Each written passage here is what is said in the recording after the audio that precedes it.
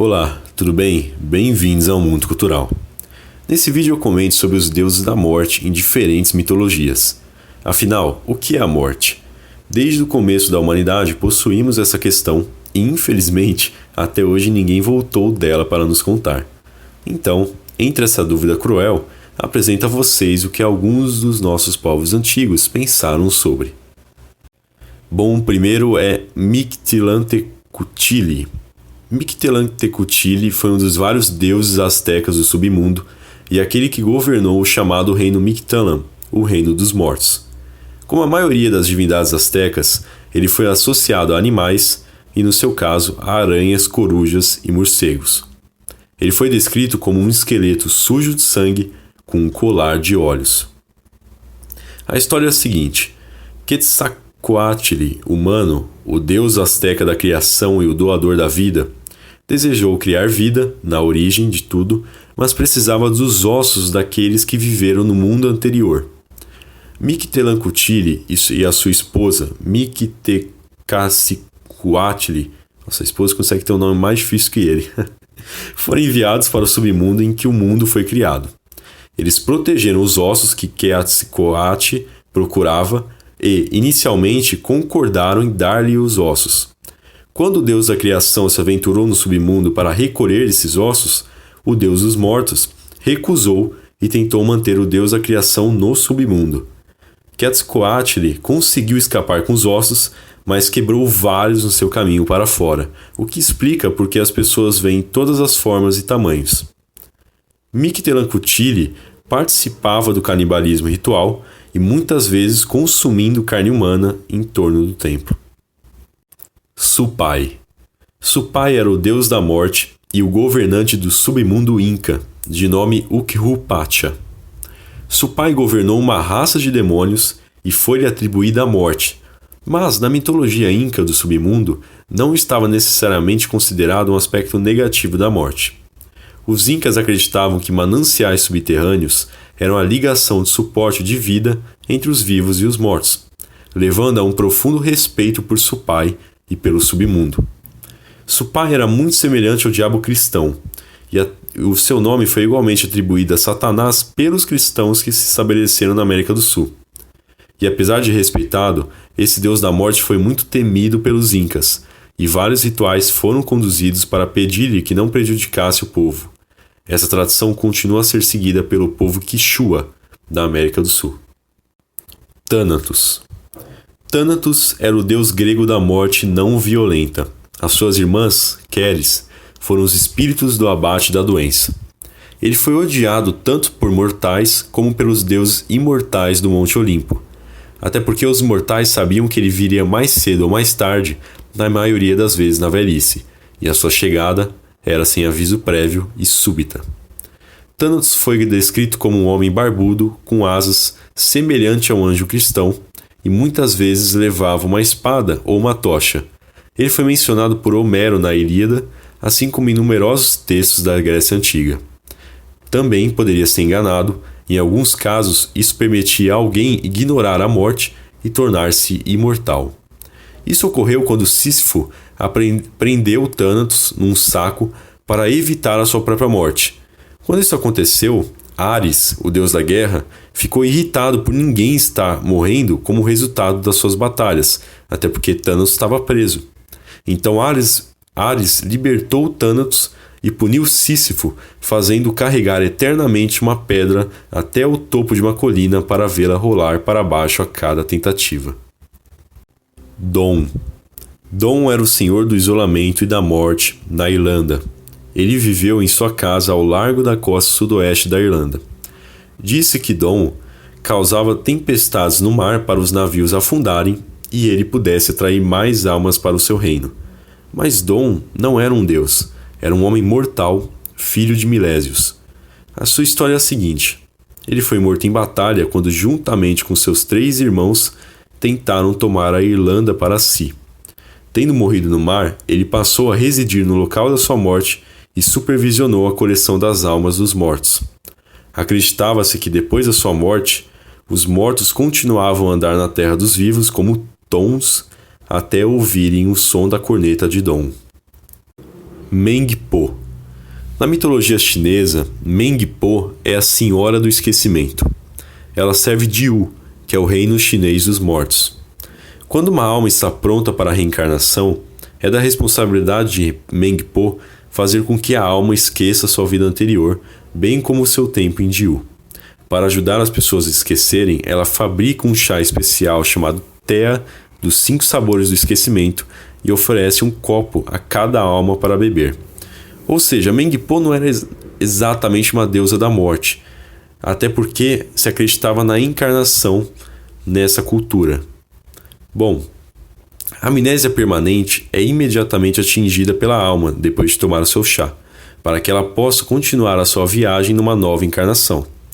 Quando uma alma é ressuscitada no animal, por exemplo, ela mantém as suas sensibilidades humanas e sente a dor e a angústia do animal quando é abatido, mas é incapaz de expressar a sua consternação através da fala humana. Devido a isso, muitos tentaram evitar beber o chá feito por Mengpo. E é aí que tá. Existem lendas sobre os nascimentos miraculosos de crianças capazes de falar assim que nasceram, porque a alma que habita o seu corpo tinha sido bem-sucedida a escapar da vigilância dos guardiões do inferno e tinha evitado beber o caldo do esquecimento. Sedna. Bom, essa é uma história estranha, mas vamos lá. Na mitologia Inuit, que é um povo aí indígena esquimó, Sedna é a senhora do submundo e deusa do mar. Ela era uma mulher bonita que viveu ao longo de uma costa com um pai. A sua mãe havia morrido ao dar à luz e os dois viveram juntos lado a lado em harmonia, ela e seu pai. Por causa da sua beleza, Sedna foi cortejada por homens de todas as partes, mas nenhum poderia conquistá-la com sucesso. Quando o gelo derreteu, um fumar, um tipo de gaivota, voou sobre o gelo e cantou uma música para Sedna, prometendo levá-la para uma terra onde não havia fome e a tenda dela era feita das mais belas peles. Sedna aceitou o namoro, interesseira, e passou por cima do vasto mar com seu novo amante. Na chegada da terra, ela descobriu que a ave tinha mentido e a sua nova casa era um lugar desolado, preenchido com peles de peixe, vento e neve. Sedna sofreu na sua nova casa, obviamente, durante 1 ano, até que o gelo mais uma vez derreteu e o seu pai veio em seu resgate. Irritado com a forma como a sua filha tinha sido tratada, ele matou a gaivota e levou a sua filha de volta no seu barco. Quando os camaradas da gaivota descobriram que ela tinha sido morta, clamaram a sua perda e continuam a chorar até hoje. Mas óbvio que ia ter vingança.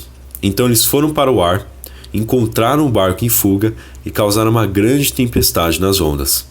O pai de Sedna ofereceu então a sua filha as gaivotas para evitar ser morto, pai super gente boa, mas ela agarrou o lado do barco. O pai dela não estava muito satisfeito e cortou as primeiras articulações dos dedos dela, que nadaram para longe como as baleias do oceano. Quando ele cortou as seguintes articulações, elas nadaram para longe como focas do oceano. Pensando que Sedna se havia afogado, quando ela soltou o lado do barco, depois dos cortes dos dedos, os pássaros voaram e o pai de Sedna acabou trouxendo-a de volta para o barco. Ela estava chateada, obviamente, com o que havia acontecido, e uma vez em terra, os seus cães roeram fora os pés e as mãos do seu pai enquanto ele dormia. Quando ele finalmente acordou e viu o que tinha acontecido, ele amaldiçoou Sedna, os cães e até mesmo a si. Então a terra em seguida abriu-se e engoliu todos eles. Desde então eles têm permanecido no submundo, chamado Adlivum, parece um remédio aí o nome, onde Sedna continua a ser a dona da terra. Ankou. No noroeste da França, as pessoas acreditavam que Ankou era a personificação da morte. Ele foi descrito como um homem meio esqueleto que foi acusado de proteger os cemitérios e as almas nelas contidas. Em algumas culturas, acredita-se que Ankou foi o primeiro filho de Adão e Eva, enquanto noutras acreditava-se ser o último homem a morrer no dia 31 de dezembro de cada ano. Ankou, o ceifeiro dos mortos, foi provavelmente a inspiração da morte como é conhecida hoje, com aquele capuzinho preto e a foice. Pelo menos na forma e na prática. Quando a noite caía, a história dizia, Ankou conduzia uma carroça puxada por cavalos esqueléticos ao longo de toda a zona rural e recolhia as almas dos doentes e moribundos. Assim que o seu carro estava cheio, Ankou entregava sua carga a Anaum, o rei do submundo. Como Ankou só viria quando a luz do dia terminava e a luz estava escura, era possível escapar da morte, deixando a casa durante as horas do dia. É claro que isso não era possível com seu público-alvo, que geralmente era debilitado. Giltine. Giltine era uma deusa báltica da morte. Ela era uma mulher jovem e atraente até ter sido enterrada num caixão durante 7 anos. Quando escapou, ela era velha, feia e tinha um nariz azul longo e uma língua venenosa que ela usava para lamber aqueles que foram marcados para a morte. Ela era a deusa da morte e a sua personificação acabaria por assumir a mesma forma do ceifador mais tarde na mitologia. Ela poderia mudar de forma à vontade e disfarçar-se de cobra ou vara de madeira. Acreditava-se que, se ela aparecesse ao pé da cama de uma pessoa moribunda, essa pessoa iria recuperar, mas uma aparição na cabeceira da cama significava a morte certa. Disse que ela inventou a profissão médica, mas decidiu que os médicos não poderiam interferir com a sua vontade. Durante as horas do dia, ela vagava pelos cemitérios numa mortalha branca, buscando caixões dos mortos para que pudesse lamber os cadáveres para extrair o veneno que usava para matar os vivos. Nojento, hein? Além de usar a sua língua venenosa, ela também poderia usar outros meios, como o estrangulamento ou asfixia. Maçã. Maçã, mais conhecido para o povo Hopi, que é uma nação indígena, como homem esqueleto, ele era um grande amigo e zelador desse povo na vida após a morte. Na mitologia Hopi, estamos vivendo atualmente o quarto mundo Tuakashi, que significa mundo completo. O terceiro mundo foi supervisionado por Maçã, que detinha o título de chefe interino. Ele eventualmente tornou-se muito autoimportante e perdeu a humildade diante de seu criador, Taioa.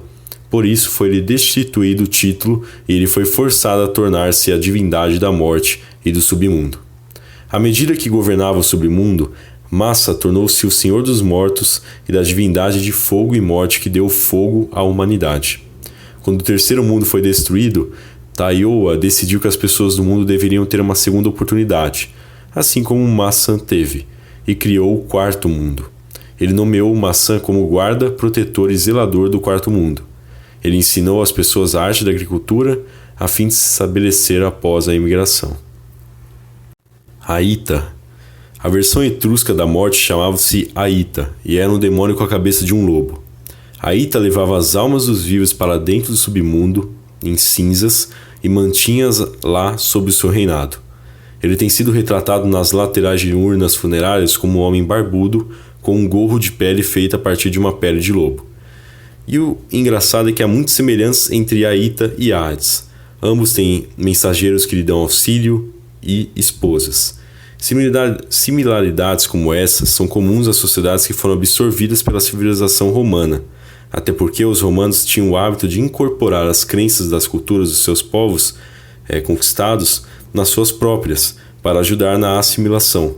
Essa é a principal razão pela qual há tantos paralelos entre as culturas etruscas, gregas e romanas. Bom, curtiram o vídeo? Acharam interessante? Para dar aquele apoio no canal, então dê aquele like e se inscreva, por favor. E é isso. Muito obrigado por toda a atenção e até mais.